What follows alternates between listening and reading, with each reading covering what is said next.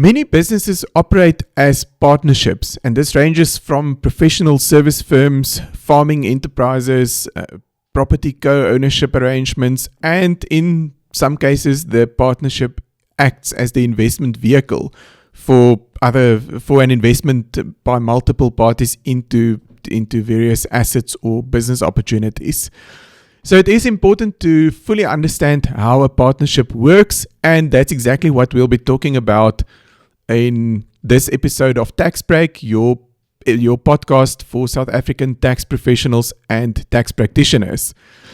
Before I start, I would like to ask you to rate the podcast, like it, and subscribe on your podcast platform. And of course, if you think that there's someone else who would also be interested in listening to this podcast, to forward the link to the episode to them. I think that's always the most effective way of adding more listeners to the listener base.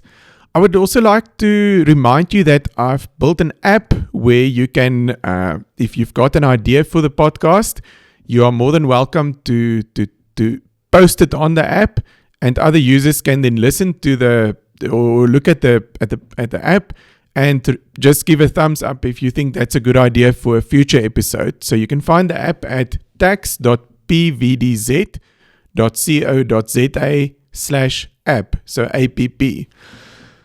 Also, I've added a new feature on my website. If you just scroll past the header, the first screen, you'll see that there's a box where you can type in any scenario or any tax question that you've got and ask that question. And what the back end would then do is to go through all the content that I've generated over the years and suggest a few things to you that you can read or listen to that might help you with the question that you've answered.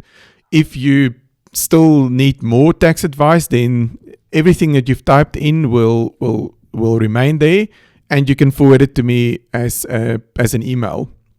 Of course, you don't have to use all these technologies that I'm trying to build into the process. If you want to send me an email, you're more than welcome to. My email address is in the show notes. If you've got any questions, ideas for future episodes, or if you need tax advice, you're welcome to just pop me an email. Right, so back to our topic for today, partnerships. I guess the question would be, why now? So in my practice, I've dealt with various instructions and questions around partnerships over the years. And I've realized that I think some people misunderstand how the tax on it works, but also that these partnership structures can become quite complex. So it is critical that you understand the basics of how they work. In addition, and that was really the trigger for the idea for this episode, is that taxpayers who are partners in a partnership, especially individuals, would know that in your tax returns for the last few years, if you indicated that you were a partner in a partnership, you were required to provide very detailed information about the other partners and about the overall partnership to SARS, and that was hard to do, or in some cases impossible if you didn't have that information. So this past week, on the 19th of May, SARS announced that there's a new third-party return process now, the IT3BO process. And what that really is a central submission to be done by a designated partnership representative of the information about the partners, the partnership, that each partner doesn't have to submit all that information, and so to gather the information and submit it. What the end process of that would then, or the end outcome would be of that process, is that the designated partnership representative who submitted the IT3BO will get an IT3BO number, and that the partners can then use that number to reference back to the third-party submission. If you are affected by this, there's a detailed guide on SARS's website on how to do the IT3BO process. So the focus for the episode, although the IT3BO was triggered the idea for me to speak about partnerships, the focus is not on how to complete the IT3BO. The focus is on some of the core principles relating to how the taxation of a partnership works. So, as a starting point, a partnership is not a person, and for income tax purposes, it is, because it's legally not a person, it's also not a taxpayer for income tax purposes. If we look at the VAT Act, though, there's a specific definition of a person, which specifically includes an unincorporated venture or a partnership. So already there's a bit of a difference. If you look at income tax, you look through the partnership. The partnership is not a person. And for VAT, it is a person. So let's start off by looking at some of the key principles as to how a partnership's profits are taxed for income tax purposes. So as I've already said, it's not a person. And then the obvious question that follows from that is, if the partnership is not a person, who would be taxed on the partnership's profits that it would realize from its activities? Now, Section 24 Cap H governs that. So it's got three key elements in that provision. The first one is that the partner is deemed to carry, so each partner is deemed to carry on the trade of the partnership. Why that's important is that if you want to claim deductions, one of the requirements is that you must have incurred the expenditure for purposes of a trade that's being carried on. So this deeming provision now deems the partners to carry on a trade, which enables them to deduct certain expenses. And we'll get back to the expenses just now. The second element is that the partnership income, so in other words, all the inflow or all the income amounts of the partnership will be deemed to accrue to the partners in their agreed proportions in accordance with the partnership agreement. So it's important to understand and read the partnership agreement to understand how the income is split between the partners. So this is, of course, different from a company, where the company is taxed in its own right on the income, and then when those profits are distributed, then there's a dividend that may have further tax implications. A partnership is different. There's a look-through base, so it's really a transparent vehicle from a tax perspective, and the income is deemed to accrue to the partners immediately. Importantly, that's whether the partner has received that income or not. So it may be that the income is still, or the money is still out in the partnership. Now, the important part of that is that this flow-through treatment is not only based on amounts that you've received from the partnership, it's based on everything that accrued to the partnership that's allocated to the partners in their agreed proportions. So it might be that the partner would have to pay tax on an amount, whether that partner has received it or not.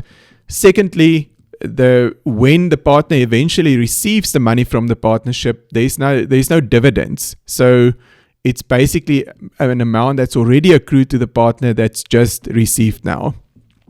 Okay. So that's the income side of it. The expenses and the allowance would follow the same principle. So the partners are entitled to deduct their proportionate share of income or of expenses and allowances. So if you've got operating types of expenses, the partner would get an 11A deduction for a proportionate share of those operating expenses. If we have, for example, an asset that qualifies for 11E allowances, the partner would then get a proportionate share or a portion of that 11E allowance on the asset.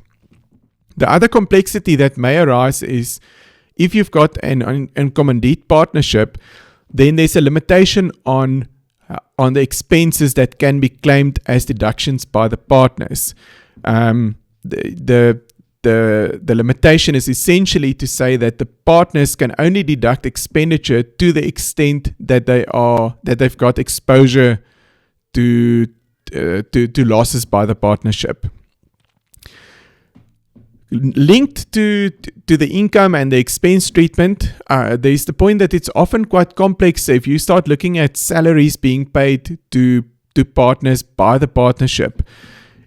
to the extent that salary is paid from the partner's own profits that were already included in gross income, less the expenses, you need to keep all your bearings to make sure that first, all the partnership profits are essentially taxed, or taxed once, or not taxed more than once. So it must be subject to tax, but only once. So you need to fully understand that relationship between the partner and the partnerships. Is it really that there is an expense being incurred, or is it a method of extracting the profits from the partnership? So that can become quite complex. When we talk about income tax, there's also, of course, the aspect of capital gains tax. So the core principle there is that the partner owns a fractional interest in the assets. So when the partner acquires an interest in the partnership, the partner essentially acquires a fractional interest in the assets of the partnership. And when there's a disposal, and there could be various forms of disposals, then the partner would dispose of that fractional interest in the assets. So it's important to understand what are you acquiring and when and what could the partner possibly be disposing. There's also the question of if a partnership is dissolved or changes, then strictly speaking, every time that happens, when you've got a new partner, someone leaving, you've got a new partnership. SARS, in their capital gains tax guide, they describe a pragmatic approach to this, but I think the point is that you need to clearly understand, as a partner, when would you have disposals when there's movement in the composition of the partnership. Of course, if you dispose of an asset or your fractional interest in an asset where you previously claimed a portion of those allowances, like any other disposal, you could then also have a recoupment of that allowances that you've previously claimed in respect of your interest in the partnership asset that's being disposed of. Right, and then to complete the loop from an income tax perspective, where does the IT3BO fit in? So SARS needs to see the full picture as to who needs to declare all of the partnership profits in their taxable income. That's the purpose of the IT3BO, is for a single submission to say, but these are the profits and these are the people who need to declare the profits in their taxable income.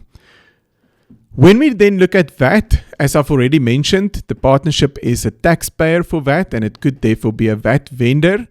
Now, there's a lot of complexity again with these transactions or arrangements between the partnership and the partners. And the complexity primarily stems from having to establish whether that transaction or arrangement between the partner and the partnership involves a supply being made by one of the two parties, in which case there might have to be VAT on that, or whether there's no supply. So if it's just a distribution or an extraction of profits from the partnership, it's arguably similar to a dividend. So there's no supply by the counterparty for that amount being extracted. So it's very important that you need to look at your partnership agreement to understand, is there some form of rights that's being supplied, the right of use perhaps? Is there services being rendered, or what's the transaction between the partner and the partnership for? Lastly, I've also seen that in some of these arrangements, you might have one of the partners who act on behalf of the partnership. And so you've got an agency arrangement, and Section 54 of the VAT Act comes into play then.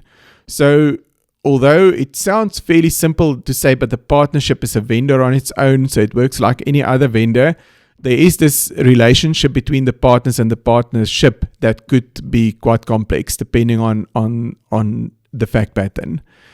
Right, so what are the points to take home after this episode? I would say firstly, from an income tax perspective, it's important to know that the partnership is not a person. We've got specific sections, Section 24H, and specific capital gains tax rules that regulate how the partnership profits should be taxed.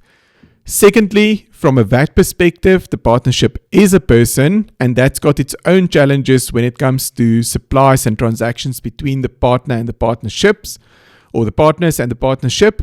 And then lastly, from a compliance perspective, it's worth being aware of the IT3BO process that would require something of the partnership, or at least a designated partnership representative. That's it for today's episode. As always, I would like to remind you that nothing in this episode was intended to be tax advice or a replacement for fact-specific tax advice. Until next time, goodbye.